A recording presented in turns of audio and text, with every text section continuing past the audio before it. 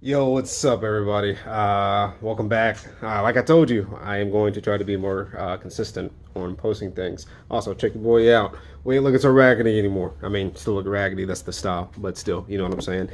Anyway, so today I'm doing a little short video here, primarily because it's like 6:30. I got off work 2 hours ago ish, somewhere in there. And obviously I have to work tomorrow.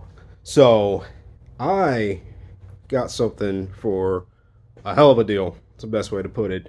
I traded some stuff that I've been sitting on for I don't even know for how long that I've just gotten over time, which is just like a couple radios, like two radios, some cheap.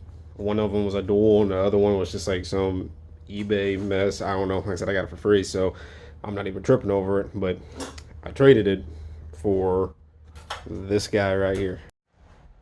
So I got B18B1 with transmission, supposedly B18B1 transmission. Not completely sure because it's an OBD1 B18 hydro transmission. So of course they don't put the VINs on the side to distinguish what it actually came from. So this is just a bare, God knows what transmission here. Like I said, I traded two head units for the transmission and the engine. Now the engine, I know for sure, has a drop valve. The guy said he was on the highway, timing belt broke, dropped a valve.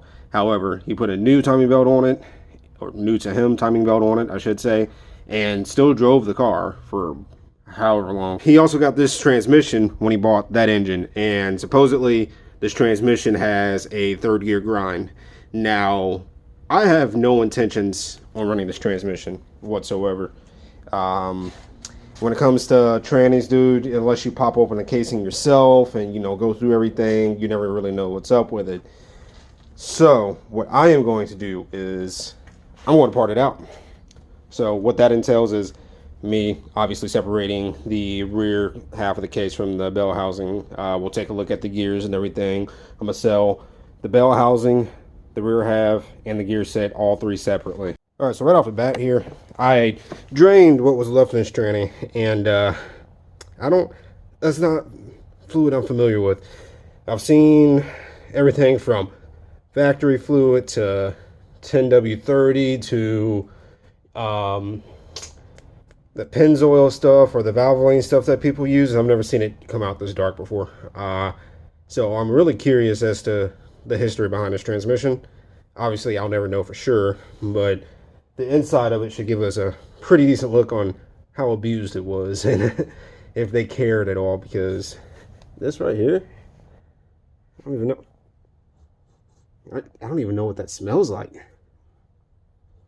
That's not a smell I'm familiar with. It doesn't smell like gear oil, motor oil, synchro mesh, or nothing. I don't know. We'll have to see here. This thing's got some history behind it. So let's get started.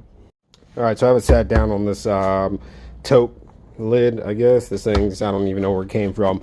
But because no matter what you do, no matter how much you try or how long you let this thing drain, there's still going to be oil that comes out of it. So first we're going to start off by taking all these brackets off. You have this bracket right here, two 12s right here. That will also take off. Remove this bracket right here as well. We got to remove this bracket here. And I think that should be it as far as brackets go.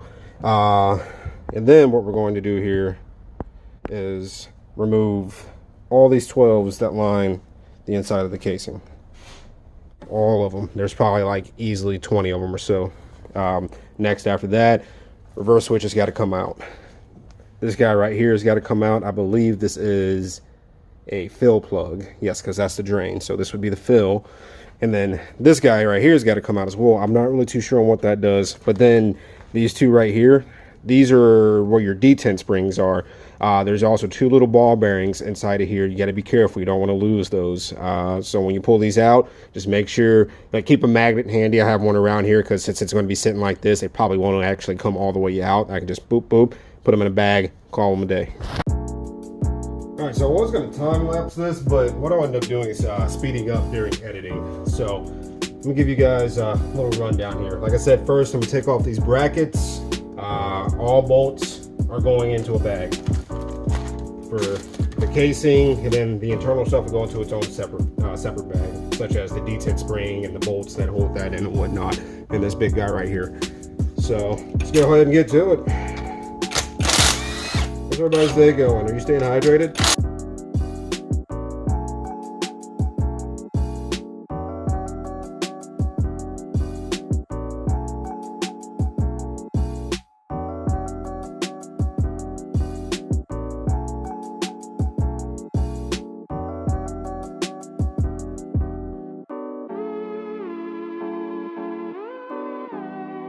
All right, so now that I have all the casing bolts out, that's not it. There's still plenty we have to do. Like I said, we got to pull out these detent springs. So I'm gonna do that real quick, and I'll show you guys the ball bearings I'm talking about that sit inside of here.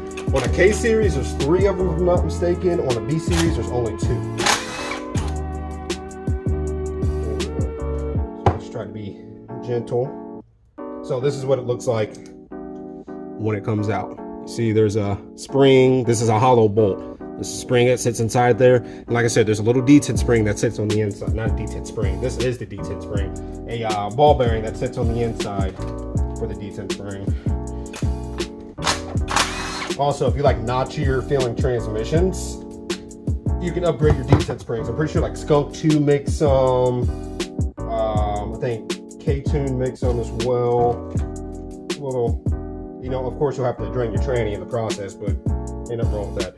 So here's the ball bearing I was speaking on. I don't know exactly what size this is. That's why I don't like losing them, if at all possible. I know there's, you know, you can buy replacements, you know, factory replacements or whatever, but save yourself some money if you just make sure you know where it's at and be gentle when you pull them out. So I have to tilt this transmission, get the other one out because I left my magnet in the toolbox, and you guys are currently sitting on my toolbox.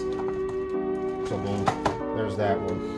Now, actually, I do not think that this reverse switch has to come out, so we're going to leave it. We end up having to pull it out, it's whatever. All right, so the fill plug is a 1/2-inch drive anvil, and I'll have to get my actual 1/2-inch drive out for that, because that's not going to work. Let's see here. Fit in there? Nicely. Boom, just like that.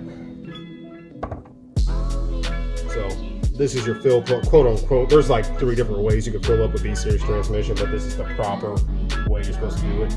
This becomes fun when we go to separate the transmission casing, because there's a little guy in there that you have to fight with in order to get it out, but we'll get there when we get there.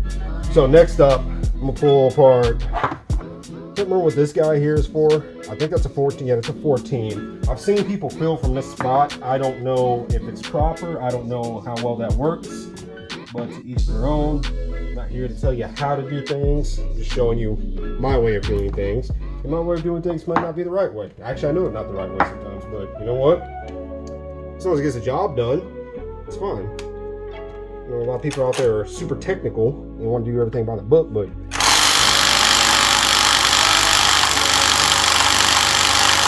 that boy's tight. Holy moly. All right. I'm gonna put some heat on her. I could get the Milwaukee out, but dude, I like this little Amazon Kino impact, dude. It does work. I like the how small and compact it is.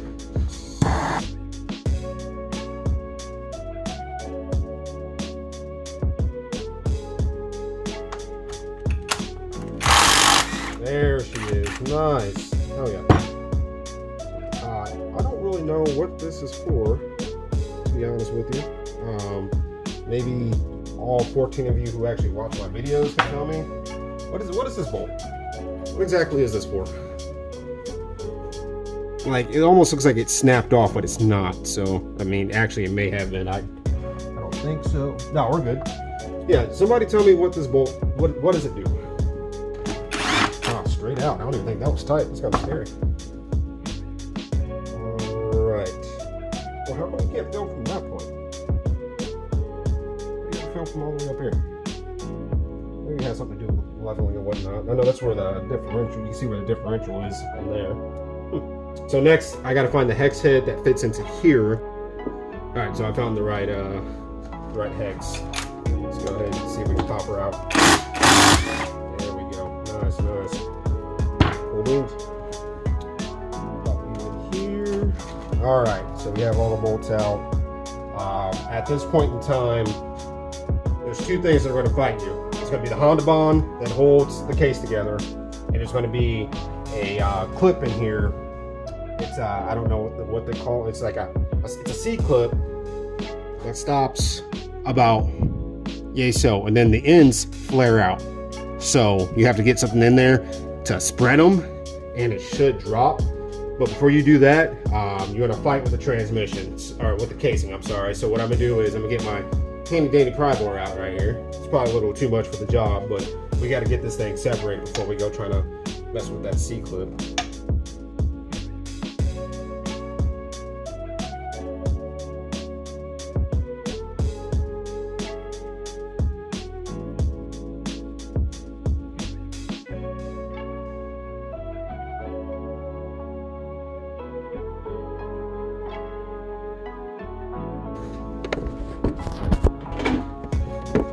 Turn the flash on so we can properly see. So down in here, you see this guy right here. I'm trying to move it. So that guy right there, if I can get it to focus here. There's a screwdriver. This guy that my screwdriver is resting on, this little clamp right here.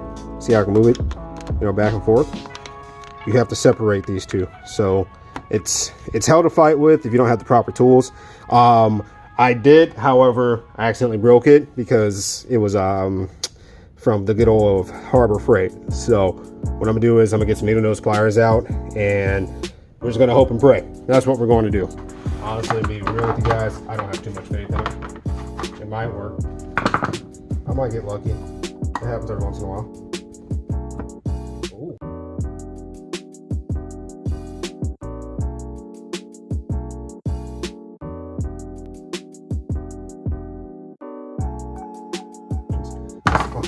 Funny part. Whoa! Oh, almost smacked myself in the face. Oh, you heard me talking all that crap, trying to get me back, huh? Man. Well, it's out. Here's the back half of the case. Honestly, where's the magnet? The magnet tell us a lot more about what's going on here. Oh, there she is. Look at that. That's not supposed to be in there. I don't know exactly what that is, but that's not okay. Rip. Get you guys down here and take a look at what's inside. So that's your magnet that catches all the metal shavings and debris, and this thing is absolutely trash. So something in here is very, very unhappy. However, like I said, I don't know much about anything when it comes to the internals of transmissions. My biggest guess is, well, I can tell you whatever that is right there does not look happy. I don't think that's supposed to be like that. This little silver guy right here is chewed up, pretty gnarly. Anyway, well, honestly, that's kind of really just that. Like I said, I'm selling this all as one unit, so the entire gear set with the shift arms and everything going together with the ring gear. I gotta get the ring gear out. All right, so I did some research on everything, and as I was told, this is a B18 B1 transmission. The best way to identify that is, if you don't want to go through the hassle of counting the teeth, realistically, who wants to? You can identify by the markings on the gears themselves. So this is the ring gear. See, there's two markings right here and right here. See those guys? And then on the counter shaft, I have it down on the ground here. There's two marks on the counter shaft. That leads me to believe that this is a B18B transmission. Also, the counter shaft is a 15 tooth, and the ring gear is a 64, I believe. Whatever the B18B1 LS quote unquote ring gears are. So yeah, that's what this is. Like I said, I want to keep this one short and sweet. I'll probably speed up a lot of what I was doing, just because I don't think you guys want to hear me essentially talking to myself the entire time, yelling and being upset because my garage is a mess and I can't find anything. The God's honest truth, though, I'm not going to sit here and sugarcoat anything. I'm a very disorganized person. Anyway, yeah, that's that. So I'm going to take the ring gear off of the differential, and I'm gonna post it up with, not that you guys can see what I'm pointing at, but with the entire gear set, and probably realistically That's like 300 bucks for it. That seems to be the going rate for B18, B1 gear sets. And I feel like that's most definitely fair, especially for something that I paid next to nothing for, or essentially nothing for. And then, like I said, I'll post up the case, both halves, and bang diggity, there we go. I'd say it's probably a quick 450, 500 bucks all said and done. So yeah, that's it. I want to thank you guys once again. Hope you guys have a wonderful day. I hope the weather didn't get to you guys as bad as it tried to hit us up here in the Midwest. Hopefully you guys stayed safe. Anyway, peace. I'm out.